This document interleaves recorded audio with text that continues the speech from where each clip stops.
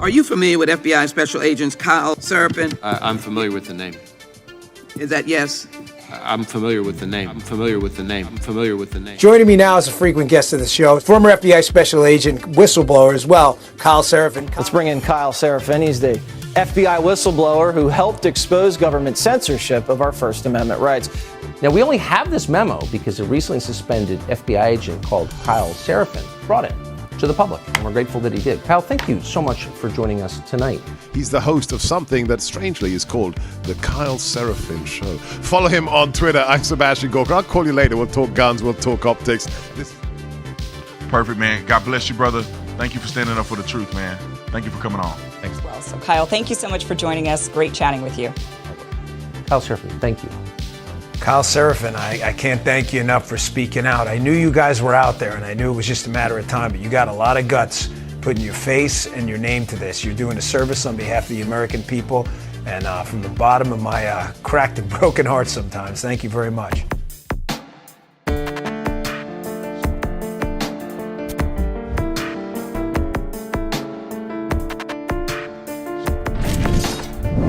Take a look behind the curtain with a real whistleblower and American patriot. Prepare to embrace the uncomfortable truth because this program has no time for comforting lies.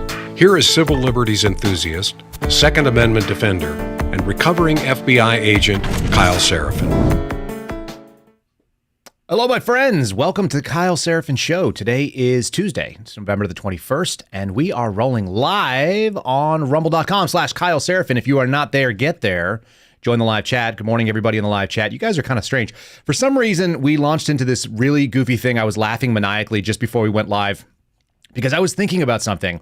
I used to know a guy whose name was Bambi, and he would tell people that he went by Mambi. It wasn't his actual name. It was his nickname. He couldn't help it. This guy in San Diego. And I was thinking, like, what a feminine name Bambi is.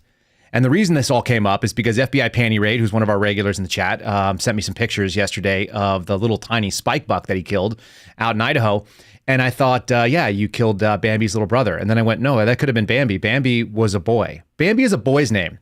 Just exploded. And then this is the stupid thing. There's stupid things that you don't think about in your life. This has nothing to do with today's show, by the way. There's just stupid things out there that are, and social media is the thing that lets me know about it. I never considered this, but the other day I'm laying in bed. One of the guys that I follow, his name's Chad. He's over on, he used to be with Red Voice Media, and he tweeted out a video of a snake with diarrhea. This is a little bit much for a Tuesday morning, folks, but I watched this video, and it's a white albino python that's got to be 10 feet long, and it's, like a 6-inch diameter. It's a horrific looking creature, and it is just splashing liquid out the back end of itself all over the place. It looks like it's in horrible shape. Its mouth is open. It looks like it's choking, and it's spitting out. And I was like, I never even thought about snakes pooping. Obviously they must, right? Everything poops. We've all seen that book as little kids, right? Is that weird? Have you ever thought about a snake like crawling around and just like leaving a turd trail somewhere? I've never once thought about a snake pooping. The Bambi is a boy and snakes poop are the two things that were really upsetting me as we got started today. That and the fact that Ryan brought to my attention, man, he's like, think about all the time that you spent in the military and in academies and doing training and doing physical fitness and learning how to use firearms and all this stuff. All that time just training so you could sit in front of a screen for like 8 hours a day and just talk to a screen with all you lovely people out there. So that's what I've trained my life to do. And now I make little musings about the idea that snakes poop, and sometimes that poop is catastrophic. None of that has anything to do with the censorship. We're going to talk about censorship today. We're going to be talking about transgender ideology kind of working its way into the worst place it could be, the foster care system. We're going to be talking about the black vote problem that Joe Biden has. Go figure. You got any racist clips of Joe Biden? I didn't even ask you for this, Ryan, but I'm guessing you got some ideas about what Biden might do given the opportunity to say something stupid about random black people. He might say something awkward. Anyhow, he's got an entire population set that he thought he was going to be able to capture because black people are all supposed to vote as they're told, apparently, and yet they might not be. So we're going to cover all those things. Before we do that, let's cover our first sponsor. Everybody's upset about the poop idea in the chat. I apologize about that. Let's talk about something that is not related to those things. Let's talk about survival, which if you guys are not going to forpatriots.com/Kyle, you got to figure out something because it's probably going to get rough in this country. We have Biden for at least another year. We've got an election coming up. God knows what they're going to do. You got Media Matters out there trying to censor all your thoughts. 4patriots.com/Kyle will give you access to the website that's going to give you all of the deals that we have arranged with them. You can find out whether you want to get a Patriot power generator, the 2000X. Those things look pretty spicy, by the way. I know some of you guys have actually been tagging me on some of the purchases you've been making, but they sent me some of their emergency food. It's a great option if you guys want to have something that's shelf stable, will last up to 25 years, packed in America, and they have patriotic sort of low visibility type packaging. Throw that sucker in your truck. You never know when you're going to be out and about. You might get stuck in like a Hamas protest because some random teenagers from some college nearby decided to lose their minds about something they don't understand. Get the 1-year survival pack. You guys can do that. You could do a 3-month survival pack. You can do the 72-hour survival pack. Figure out what your risk is, what your need is. Make a purchase there at 4patriots.com. Make sure you use our promo code Kyle, 4patriots.com/Kyle. And then you'll be able to make sure you've hedged against one of the weird uncertainties that exist in life. And there are many. One of the things that has been certain in the last couple of years is that if you are a conservative, you are going to get targeted on anti-social media and in the mainstream media, and you're going to have an entire apparatus, whether it be government or government sort of interfacing with private entities, they are going to try to censor you. And Elon Musk and Rumble had a fun experience yesterday. I'll say fun in air quotes.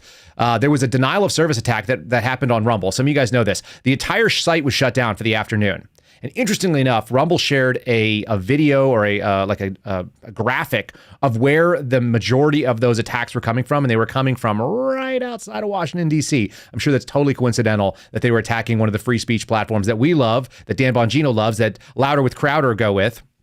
Why is that? Why would they be attacking them? It's very interesting, and I think it has to do with this sort of censorship apparatus that is feeling impotent and on its last legs in some ways, because people are so much more aware and the information is coming in real time. Ryan, you and I had a conversation the other day, maybe 2-3 weeks back, where we were talking about, this would have gone back to the beginning of October, I guess, where we saw what was happening with the propaganda spin, the pro-Hamas spin, and the pro-Israel spins, and everybody was basically getting whipped up for this new idea of throwing money into another war. And you said that was the first time that you've actually been aware of the spin happening in real time. I think a lot of people are getting to that point, right? I mean, you were there looking at it and going, okay, this is all BS. They're selling me a bill of goods. And people are starting to see that in real time. And so that is making this sort of apparatus that is so contingent on your belief systems that you are going to blindly follow them. That's what's going on right now. They're getting really scared of it. Let's pull up this first article here. This is actually the article that spun off. This is from Media Matters for America. We're going to cover who they are in a second. But the article is entitled, X is placing ads for Amazon, NBA Mexico, NBC Universal, and others next to content with white nationalist hashtags. Now, they call themselves a reporting agency.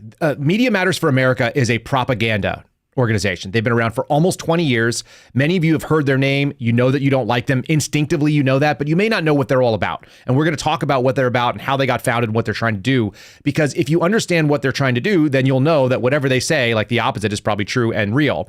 And luckily, we also have some of the fearless reporting going on over at Public that actively debunked it. Basically, what they did is they went and they simulated the experiment that Media Matters was engaged in and tried to simulate the result, and they actually had a hard time doing so. So here's what it says. It says, IBM announced yesterday that it's going to be suspending its advertising on Twitter, or X, formerly Twitter, after Media Matters reported that the platform is placing its ads next to promoting Adolf Hitler and the Nazi Party. This is actually them saying, we have achieved their goal. This particular article that we have splashed up on the screen here is gloating. Okay, it is gloating at the success of what they did. They indicated that there would be racist content side by side, things like IBM, Amazon, NBC, so on and so forth. And by doing that, because they're literally just trying to say the X platform is associating you with things like hashtag Keep Europe White, hashtag White Pride, hashtag WLM, White Lives Matter. I don't know how WLM, White Lives Matter, would be racist. I think you can say Black Lives Matter, and that's fine. In fact, that'll get you a trip to the White House. But anyhow, that being sort of thrown to the side, what they are trying to do is they are trying to show advertisers that you are now going to tarnish your brand if you put money on X. And why would that be? Because Elon Musk actually appears to, and even the people that we were a little bit worried about, his censorship czar, turned out to be pretty decent. There is some things that will get you censored. If you use the F word, which Ryan has found out pretty recently on there, they'll toss you out. If you say the words tranny, they will try to censor you and they will limit your reach. But all that being said, they generally speaking will allow you to have any political view you have. There's some profanities and some slurs that they'll call it that you can't do. What they're doing is they are trying to find a way to pull revenue away. And this is what Media Matters has always done. It's trying to scare off advertisers. If they can't scare off the people that are going to go and consume the content, then they will take the money away from it. So they will try to get people to bend to their will based on the basic financial pressures that you would normally have. This is like a boycott, but it's being done in a very surreptitious way, and it's being done in a very disingenuous way. It says X's problem with advertising comes as Elon Musk praises the pernicious anti-Semitic conspiracy theory that Jewish communities are supporting hordes of minorities who are quote unquote flooding into this country to replace white people. This is just straight slur. None of this stuff has to be about reality. If you ever listen to Elon Musk, he's actually kind of a liberal and he's actually kind of down the middle. But it says this is the real key. This is where the key of this particular article comes in. Aside from his own rhetoric, I'm reading directly from this piece, which was written by a guy named Eric Hanakoki. Is that right? Hananoki. All right. He says Musk has opened the floodgates to hateful content by reversing bans on anti-Muslim bigotry. So he's allowing people to have opinions about Muslims that are not necessarily favorable. White nationalists, which is very confusing to me. White nationalists versus white supremacists. They try to slur them together, but and anti-Semites. Now, here's the fun thing. Liberals historically in this country, as we covered the other day, they actually used to get funding. They would put money towards things like the ACLU that would defend the rights of anti-Semitic, neo-Nazi, pro-Hitler types to march and to walk around in predominantly Jewish neighborhoods because they believed that the freedom of speech was absolute. And more importantly, that your ability to communicate and to speak freely let you expose your terrible and crappy ideas to sunlight. And people went like, those people suck. I don't want to be part of them. I'm going to think the opposite, but I'm really glad I know that they're out there. And by the way, I kind of want to know who they are so I don't hire them. I don't want to associate them. I don't want my kids hanging out with them. They actually used to know that exposing people and letting them have their voice would let them kind of teeter out, like a toddler having a temper tantrum. If you don't pay attention to the toddler who's holding their breath on the floor, if you go walk away and bake a loaf of bread and you come back, your kid's not going to be passed out and dead on the floor. Your kid is going to be playing with his Legos in the corner because he got bored because he didn't get the reaction he looked for. And that's what you do when you open these things up to basic freedom of speech. You allow bad speech to just sort of quiver, and then it just sort of rots away and it dies out on the vine. It will simply just blow away as it dries off because nobody wants it. This is quoting the article again. His company has also financially rewarded extremists. So here it is. He's paying pro-Hitler people, right? Including paying $3,000, a whole $3,000 to a pro-Hitler Holocaust denial account through X's ad revenue sharing program. Let's just say this. The revenue sharing program that comes in from X is not that impressive. It's also algorithmic, and it's based on the number of people that respond to you. It's based on the amount of engagement and the amount of advertisements that they can show based on people going back and forth with you, what we call engagement. So that's people responding, replying, retweeting, sharing, saying that they hate you, whatever it is. And even though Media Matters criticized this particular account, which has almost 100,000 followers, it wasn't suspended. And that's the real problem here. And that's what they're really talking about. What they want is they want for you to be so outraged that you're going to take your time, your money, your attention, your advertising dollars away from X simply because X allows bad speech instead of censoring them, which is what they want. They want you to just shut down all the speech they don't like. And it's not just that speech. This is something kind of funny. We didn't cover this and I don't have a screenshot of it, but I was looking on this particular article from Media Matters. And one of the best things is on the thing, it says the latest on the right-hand side of their page. And as I look at it, they've got something about Fox News. They've got something about Sean Hannity again, so another Fox News. Then they have something from Matt Walsh, which is absolutely hilarious. That was actually what I was laughing about beforehand. You talk about the weird things that you've been thinking about. How about this? Matt Walsh, by the way, there's no commentary on this. They literally just copied and pasted a transcript from Matt Walsh's podcast. It says, Matt Walsh, quote, "Societally, the effects of cigarettes are actually pretty positive," end quote. That's it. That's the thing they think is going to smear you. Remember the left? Like how many people on the political right are smoking versus the people on the political left? I don't know. All the kind of losers that are standing outside of a bar that are smoking cigarettes tend to have like a ton of tattoos. They tend not to lift weights. I mean, the smokers in this world right now, I think, are more left than right. But I'm open to being told otherwise. Well, generally speaking, because people who are on the right tend to have kids. People on the left, less and less, and young people that are smoking tend to be more lip. That's just my impression, but this is their thing. They're trying to smear him because he says, if you go back to like the 40s, everybody was smoking. Everywhere you go, everything smells like cigarettes. And back then, we were a highly productive nation. They think that is like somehow hurting Matt Walsh's brand.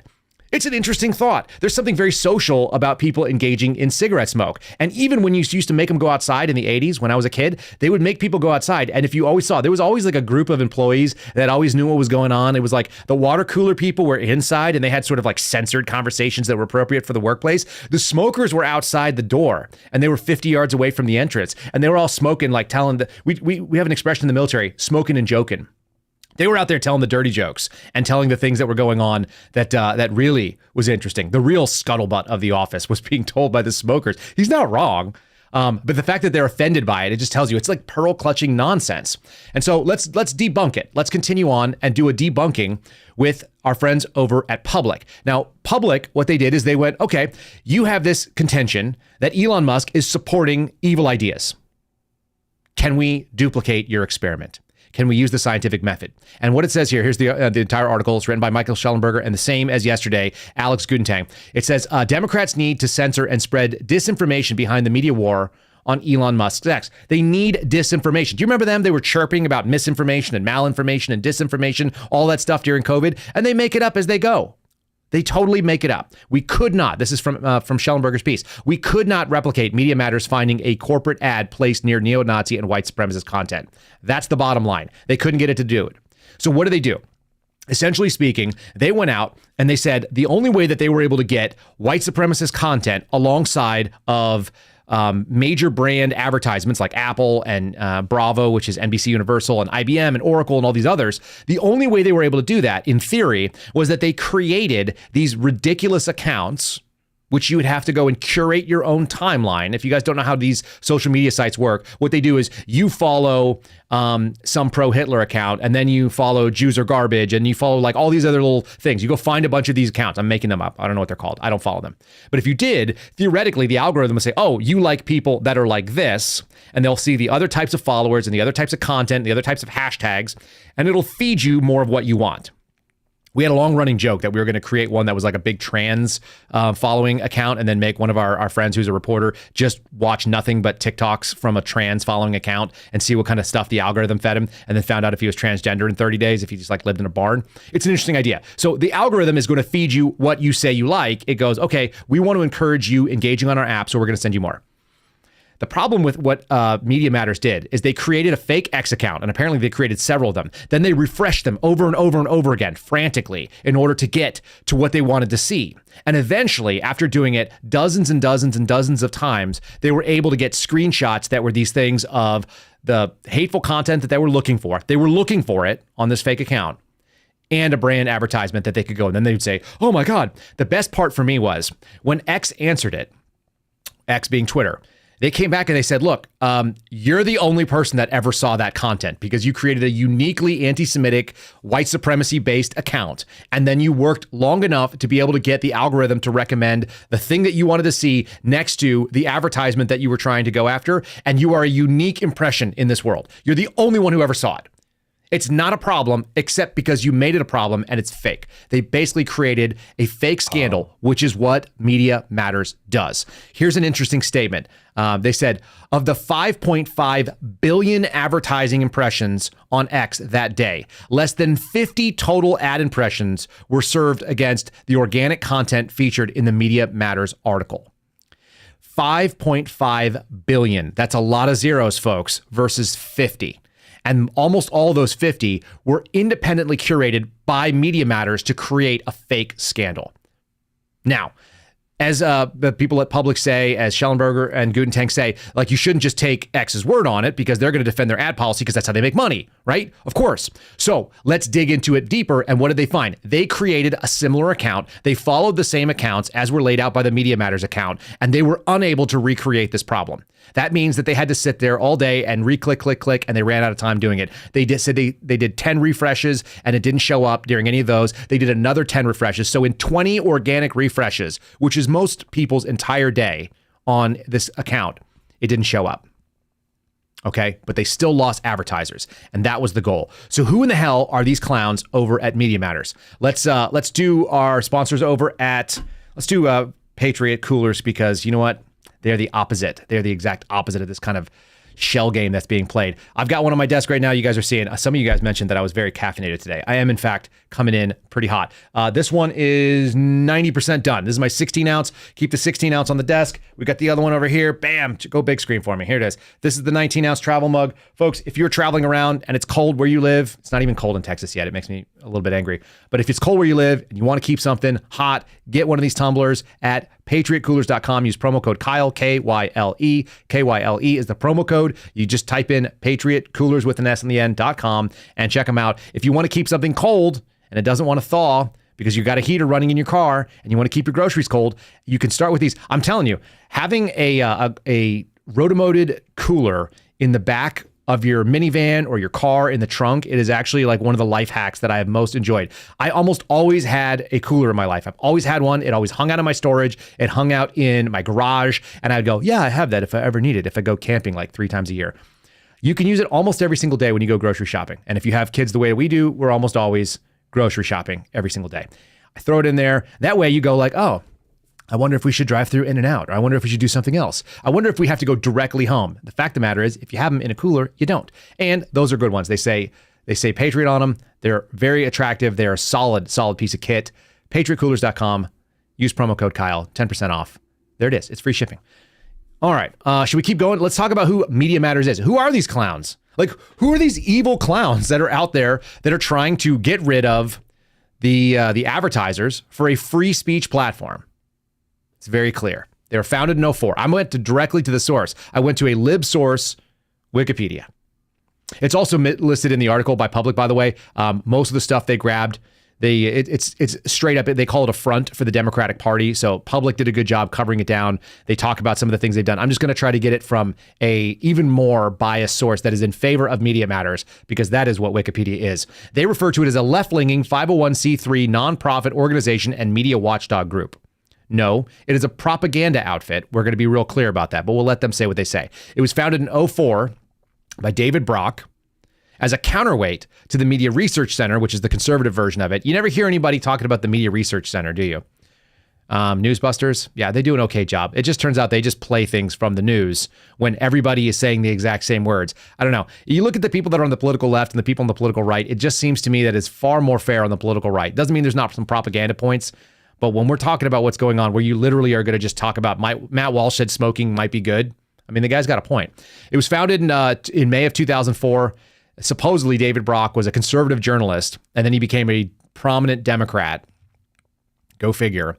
What they don't say until you get all the way down mid-fold on this stuff is that, in fact, they had their first office space in, which Podesta was it?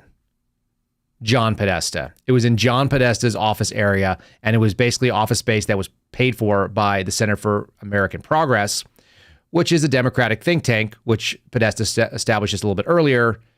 And it's very, very obviously Clinton affiliated, because John Podesta was the former chief of staff to Bill Clinton, was a major advisor to Hillary Clinton, who, of course, was an advisor to Media Matters early on in their stages, saying that they believed that they should go after conservatives by forming think tanks and advocacy groups to support their political goals. It laid the groundwork for her 2016 presidential campaign.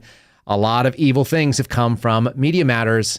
They're all Clinton affiliated, and the Podestas are pretty evil things. I don't care if you believe in the Pizzagate or not. I'm just saying they've been doing some nasty, ugly stuff. They're ugly political operatives for a very long time. They do not publish, Media Matters does not, publish a comprehensive list of donors. Why not? Because they don't want you to know. Why would they want you to know who's giving the money, where it comes from? There's some pretty dark allegations about where that money comes from, Soros, etc.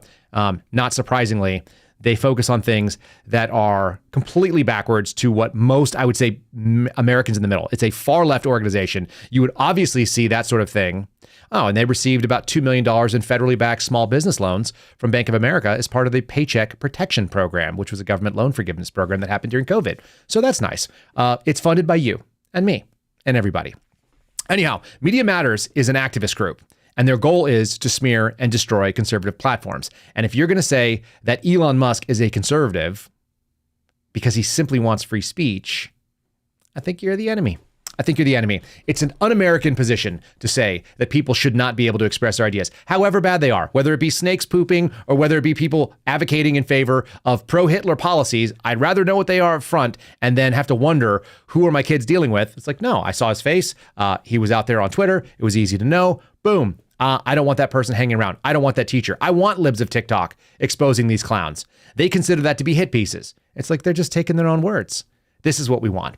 We want these kind of things. Expose it to sunlight and let it die on the vine if it's a bad idea. It's the best way to go about it.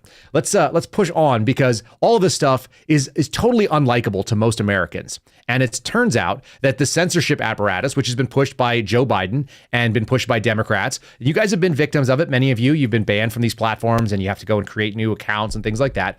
All of this stuff is not very favorable to Joe Biden, it turns out. He's having a real big problem. And so we came out of Catholic Vote today on The Loop, which we'll talk about in a minute. But there's a couple of different outlets that are covering this all at the same time. And that always tells me if everybody is covering it, then there's a reason and what's going on. So let's start with the CNN version of it. You're seeing fault lines here. This is Biden's best hope of reversing his slide with black and brown voters. Why is it always about race? Why does it always come down to race? Why do they have to simplify? Like, my black friends are just like my white friends or just like my Hispanic friends. They own guns. They like to lift weights. They serve in the military or law enforcement or both. They care about law and order. They're fathers to their children. Like, I don't know a different, like if you try to draw a line other than skin tone, you would find very little difference between my house and my friends who have different colored skin. It's not about skin color. It's about values, right?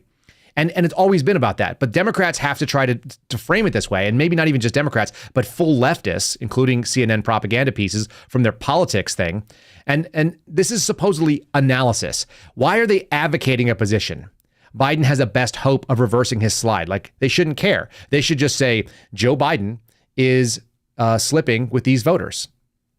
Some strategies, here are some strategies that he has suggested might work. We weigh the pros and cons of them. That's not what they do. These are all advocate pieces. None of these things are about journalism. And a lot of this came because Media Matters back in 2004 started pushing the needle farther and farther to the left about what was appropriate. And they moved a lot of young, quote unquote, journalists away from journalism into activism, which is what you're seeing right here.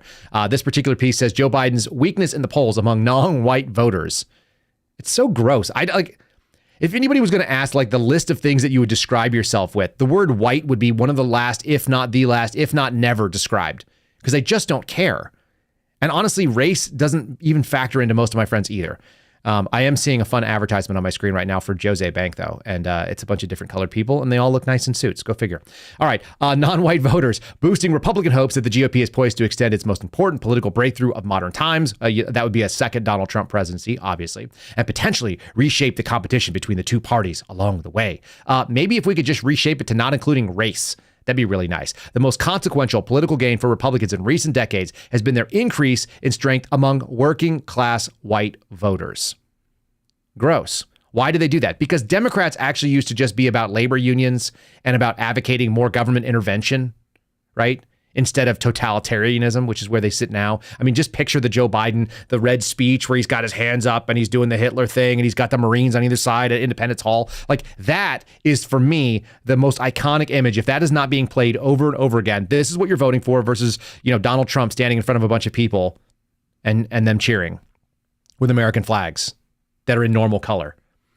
This racist stuff is so gross, but it continues on. They're basically tracking this back to Nixon and Reagan and the 70s and the 80s. And then it apparently peaked, grabbing these white working class, lower middle class voters with Donald Trump. Why is that? Why would Donald Trump appeal to them? Because he says what's true? Because he's kind of an ass sometimes? Because he's not polite? Because he's closer to the people that are having cigarettes outside of the door, smoking cigarettes and joking in the dirty jokes that need to be told sometimes to blow off a little bit of steam.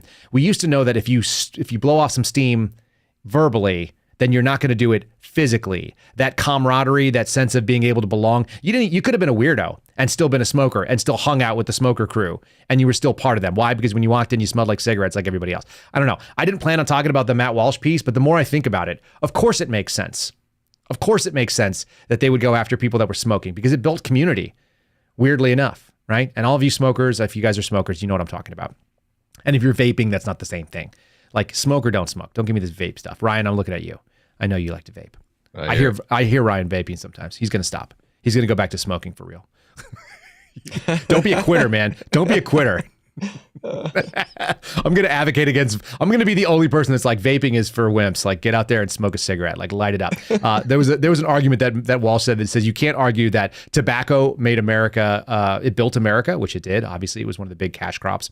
There's a whole bunch of arguments. We'll do a pro smoking thing just for the sake of argument, just because it'll piss people off. In any case, this rightward shift of white and non-white voters. That's all white. That's all voters. Just so you guys know, the rightward shift of all voters is what they're arguing. Do you guys feel like this country is tilting dramatically to the right? I mean, they're probably correct.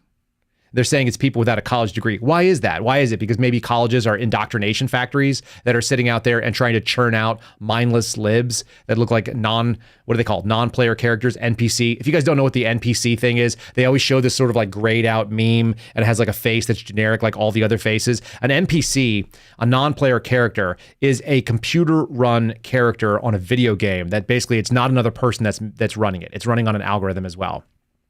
And it just says what it's supposed to say no matter what you do. Think about the old Nintendo games. You run into The Legend of Zelda and you'd like walk into the store and the storekeeper would go, you're like, welcome, weary traveler. Like, do you want to make a purchase? You know, and then you walk out and you walk back in and be like, welcome, weary traveler. Do you want to make a purchase? That's an NPC. Like when you go up to them and you go, I think that the vaccines are unsafe. And they're like, oh, safe and effective. Like put on your mask. Like those people, NPCs, they just respond with whatever the trigger is you give them. You showed up to them. They tell you to go get a booster shot, that kind of thing.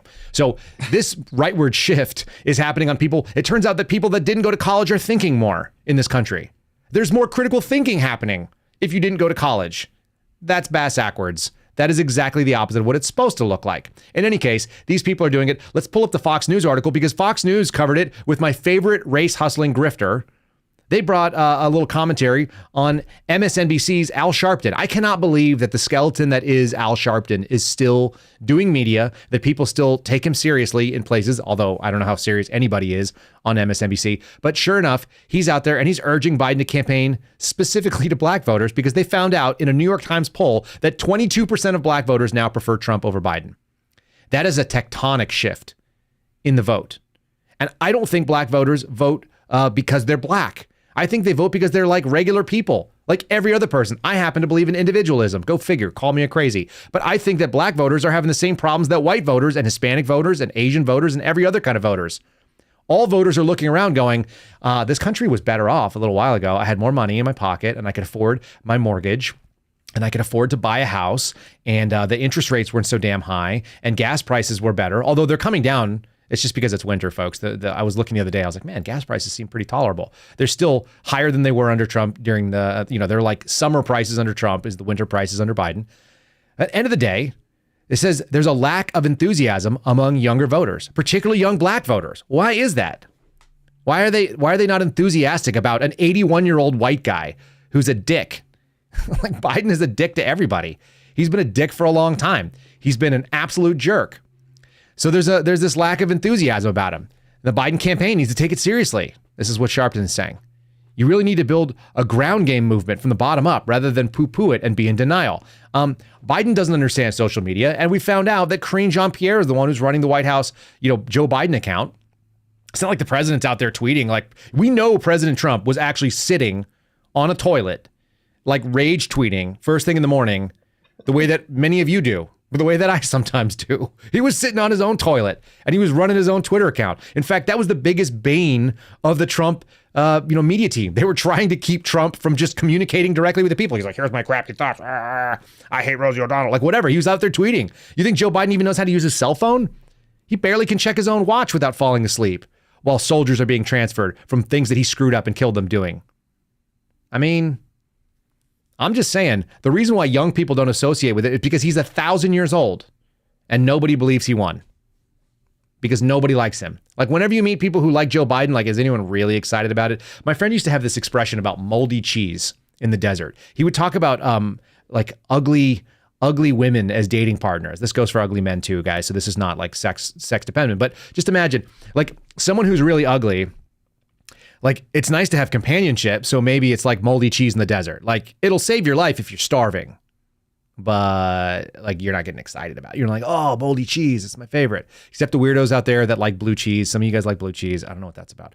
Blue vein cheese. Me and my father-in-law actually share that in common. We both don't understand why people like blue cheese. It's not right. Just take that for what it's worth. You guys will always know I will stand against blue cheese. But I will stand for your right to eat it, even though you're weird. All right, Al Sharpton, he's saying it's a problem, okay? And then here's what's even funnier. I went to another piece of CNN Politics, and what we found is that it says these young Michigan voters are divided on Biden's handling of the Israel-Hamas war, and they aren't guaranteeing him his vote. So we talked about black people who is in the Al Sharpton camp, the race hustling camp, and he's worried. And then we've got this CNN article here. I'm not even sure I brought it up. It's by John King. That guy looks like a mask. He doesn't look like a real person. You guys know who John King is.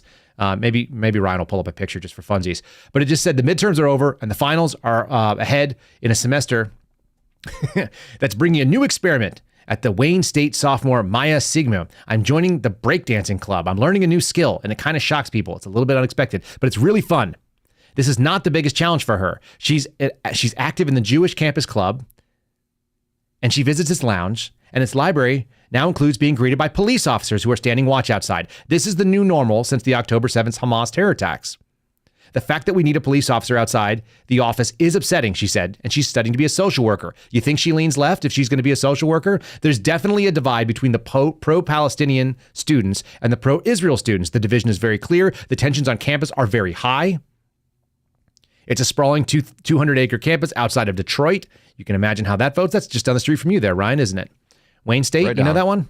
Yes, sir. About 30 minutes away. All right. And the place takes pride in being part of America's great city resurgence. There's 24,000 students. Didn't they just have a shooting there? Was that at Wayne State or was that somewhere else? Michigan State.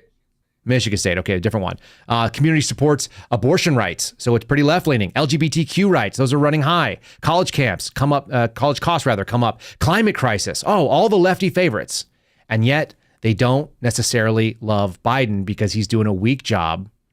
He's doing a weak job of whatever it is that they think he's doing a weak job of. The fact of the matter is he's old and he's out of touch and he's not doing it. She calls herself an Israeli Jewish. Whoa. We got to do this one again. This is a direct quote. I love these people. Children, if you have a bunch of hyphens in your thing and you can't just say I'm an American who lives in America and I'm from Michigan, like if you can't just say what state you are and what you're about, like I'm a social work student from Detroit. She says, I'm an Israeli Jewish Israeli American. My head just broke thinking about that. Imagine how many things you need to label yourself with. You're like 19 years old. Like the concept of you is very fluid. All the things you think right now are going to be changed in 20 years. But this girl, and by the way, she's like this like kind of chunky, very homely looking chick with these like Harry Potter looking glasses. You guys aren't seeing it, but it's not impressive. She says she took a break from campus to join a march in support of Israel in Washington, D.C.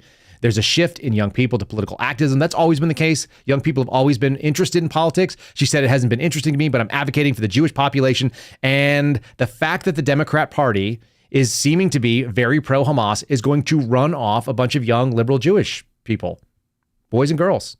They're going to look and go, this party does not support me and it is not safe. There she is. And there's John King. I really dislike him. I don't know why his face looks ridiculous. He does look like a mask. He looks like he could have been one of the masks from from Point Break. I love to bring up Point Break when possible. John Kerry and this guy both could have been Point Break president masks. Long and short of it is, we're dealing with a problem that they're identifying, that Biden is not likable to black, brown, young working class white people, Jewish Israeli students that have pretty much always been, on the political left. Not always, but at least in my lifetime. We're dealing with a major crisis for them. So how are they going to be able to lie about 81 million votes, you think, folks? They need to censor it all. They need to get Media Matters worked up into a tizzy. And they also need to divide and conquer with a bunch of other weird things, because rather than spend money on our military doing what it's supposed to do, let's bring up this crazy nonsense. the DOD is spending millions of dollars. This is original reporting coming from Catholic Vote. This came straight out of the Loop. Let's just do the Loop real quick before we do it. Let's say thanks to them. Catholic Vote has been supporting us. You guys know that. You can go to catholicvote.org and you can give to their donation center, which is going to be on the top right-hand side. It's a little green button at catholicvote.org. You can make any kind of a one-time donation. You can do a monthly donation. And what are you getting for that? One, you're supporting the Kyle Seraphin Show. They keep us in bread money here at the Seraphin House. 100%. I will just... We won't get too deep into it, but they are our biggest sponsor by far because they believe what we're doing and they believe in the free speech. And they literally have never told me anything about the content that I cover or told me what I can or can't say. I just send it. As you guys probably can tell, I just send whatever my thoughts are and my feelings. So you can support Catholic Vote. We'd be really appreciative. Tell them if they have an opportunity in there for you to say it, where you came from. You can also check out The Loop, which is their email. We're covering some of that. They are doing some original reporting. They are starting to hire on actual reporters to do actual reporting on information that you're going to want to know coming out of the Catholic news or the Catholic Vote newsfeed. You don't have to be Catholic to like this. The word Catholic actually means universal. These are not affiliated with the Catholic Church, just lest you know otherwise. These are people that are practicing Catholics that are running it, but they are not affiliated with the Catholic Church in any way, shape, or form. You're not supporting another church. You're supporting an advocacy group that cares about faith, family, and freedom, and they support us. So anyway, if you want to do that, we really do appreciate them. Let's cover the story because this is actually really good reporting. Their newsfeed is going to show it. Despite the failing the annual budget audit, you guys know this, like basically the Pentagon never actually passes an audit. It always fails. The Biden administration, DOD, is going to spend hundreds of millions of dollars. We should say that more than once. Hundreds of millions of dollars, like a big chunk of $1 billion in taxpayer money on quote unquote diversity initiatives. And everybody knows that if you really want the best war fighting organization in the history of humanity, what you really need to do is find out if you can get enough women that had two moms to be recruited and guys that aren't sure what to do with their genitals. If they are confused about what the penis is for, then that's the best kind of marinus. No idea what to do with the penis makes the best marinus is going to be the new tagline for the Marine Corps, I think. Absolutely bizarre. Okay, Daily Wire's talking about it as well. It says the Pentagon could drop nearly $270 million. It's $250 million in taxpayer funds to fund the DEI initiatives. By the way, DEI, you guys always notice it's like it started off as like LGB and then LGBT because they wanted to add people that didn't know what to do with their body parts. So now we have those commixed. The DEI is growing as well. It's got accessibility in there. Diversity, equity, inclusion, and accessibility. I guess that's for people that like to list all of their disabilities out loud. Have you ever heard one of these people do it too, by the way, like a TikTok video? They're like, I'm neurodivergent and socially awkward and PTSD suffering. Just spare me. The girl who but got that's arrested. where they go. Yeah, they're all like that. Yeah, that poor girl, that Indian girl. But I'm like, I have generational trauma. These people are crazy. DEI initiatives are going to be added $270 million taxpayer funds from 2022 to 2024. So that's we're right in the middle of it right now. That's what the spending is going to be increasing. They've scaled up the spending on DEI. Now they've added an A in the past 3 years, jumping from $68 million in 2022 to $86 million in 23. And it's going to go to almost $115 million. That is so much money that could run small cities. And they're spending it on simply trying to increase their diversity quotas. Sounds like the FBI.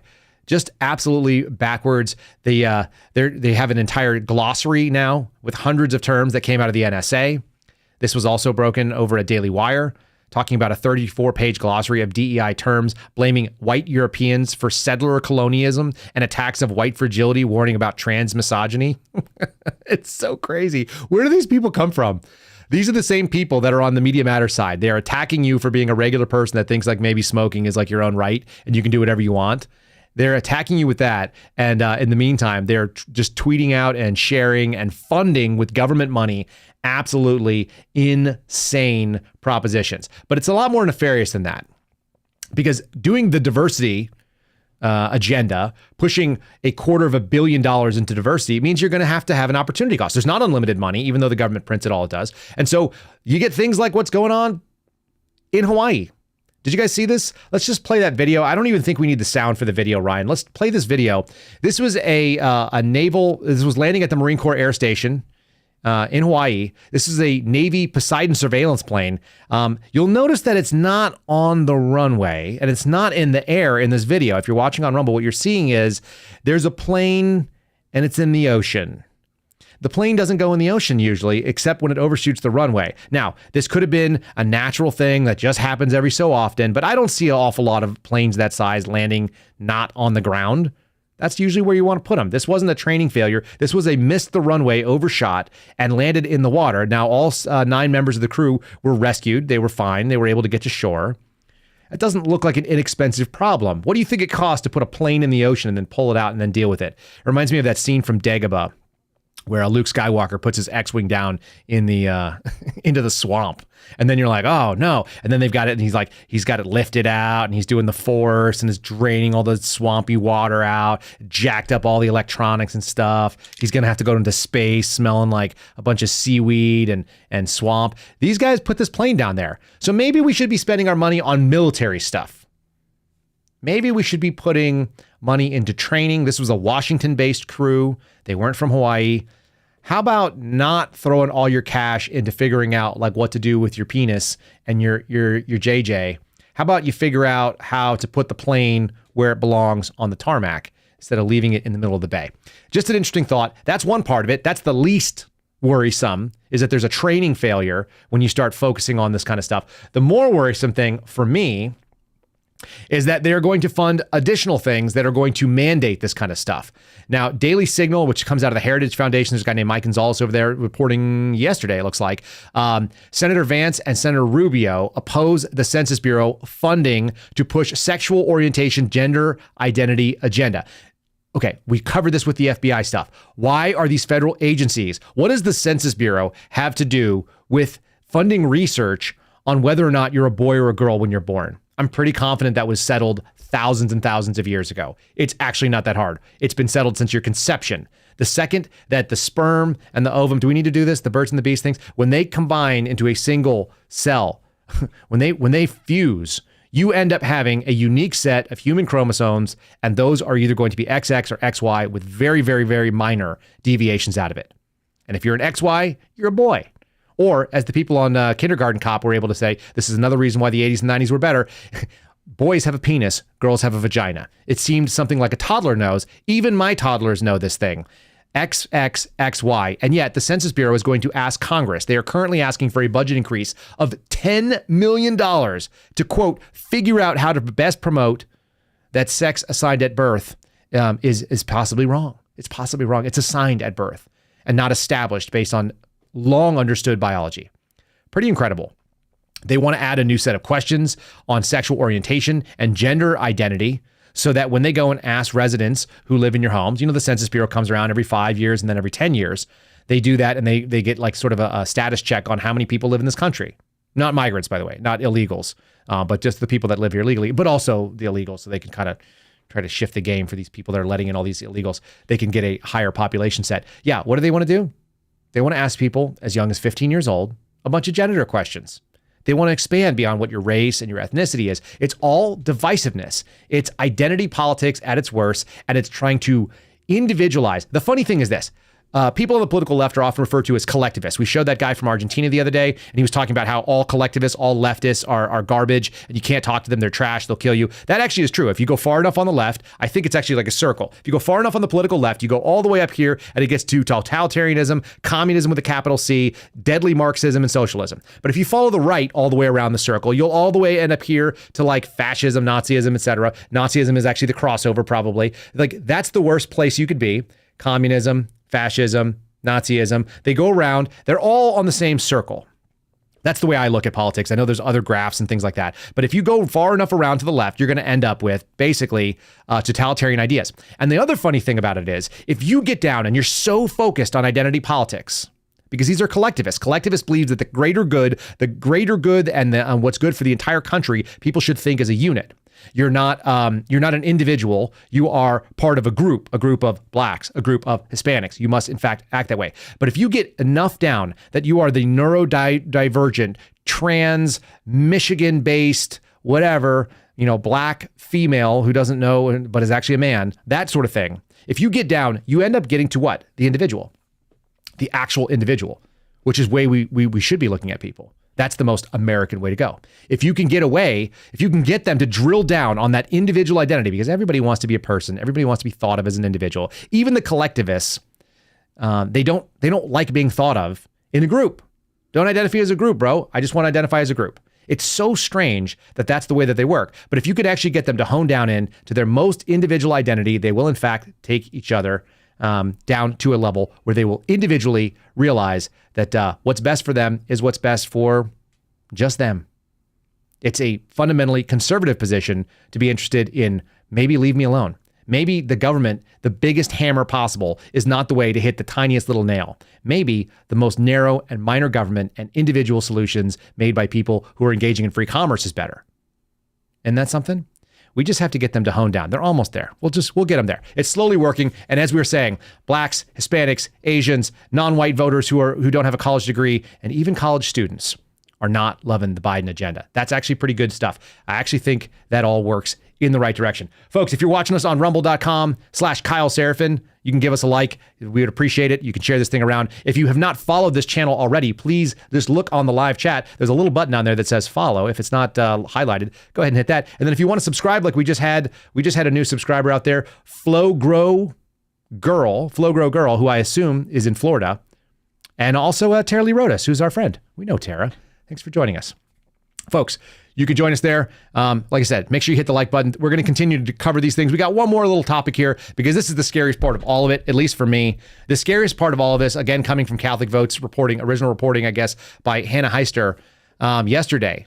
It's not just military grown adults. It's not just the Census Bureau trying to go out there and categorize you in weird ways. It comes down to the ugliest possibility, which is saying that if you don't agree with the LGBTQ inclusive agenda, then you are not qualified to adopt or to foster children. You know, the way that children have always been raised with a mom and a dad. We actually used to look for the best home for the child. And now this Health and Human Services Department, Health and Human Services under the Biden administration, is proposing a rule that would prohibit families that do not support LGBTQ ideology from caring for children with LGBTQ identifying traits. Kids who don't know anything because they're little babies.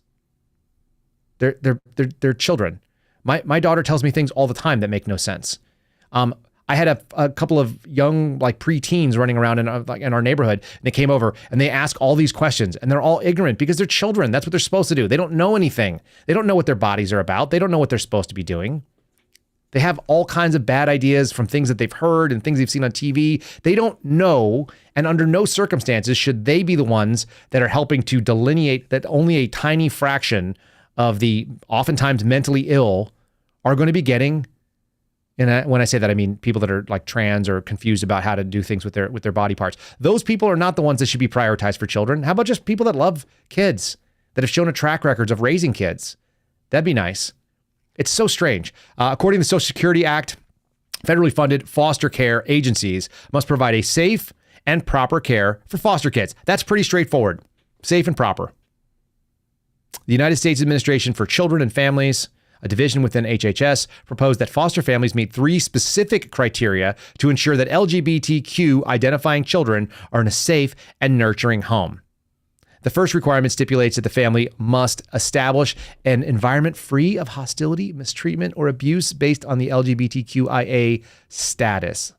And under the umbrella, here's where it always gets really weird, the umbrella of hostility, mistreatment or abuse, it's going to include unreasonably limiting or denying a child's ability to express their sexual orientation, gender identity, or gender expression. Do you know how important it is for a 8 or a 9 or a 10-year-old kid to express their sexual orientation? It's not important at all. It's totally unimportant. What's important is that they get fed and that they are educated and that they have access to books and that they have access to people that support them and don't beat them, and have warm blankets and clothing that's not ripped. Real simple stuff. How about we prioritize the things that make sense? And this is actually going to go back to what Matt Walsh said. In the 40s, we knew basic things. They smoked, and doctors recommended cigarettes, which is basically insane. It's an insane proposition to think about for those of us who know what smoke does. But isn't it interesting that they didn't have concern or confusion about the basics? They didn't have concern about are we going to make sure this 9-year-old who thinks he's a girl has the right dresses and is properly affirmed? That didn't even enter into the sphere. That is how sideways we've gotten. We've gotten that sideways. I'd rather have a society where I had to go and take my kids through the smoking section to go sit down in the non-smoking section and eat pancakes the way I did when I was a kid. It wasn't like my favorite. I actually hate the smell of cigarette smoke.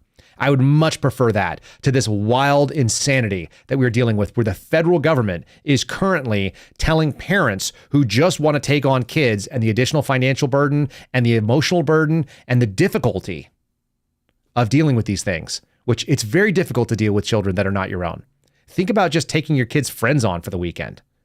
I mean, that's a burden. That's a big favor to ask. Now imagine you're taking on somebody and you're going to give them back to some other parents and you're going to try to temporarily house them in a way that positively affirms their life in a good way. And then and you're worried about whether or not like they're gender affirming or they're affirming their gay identity.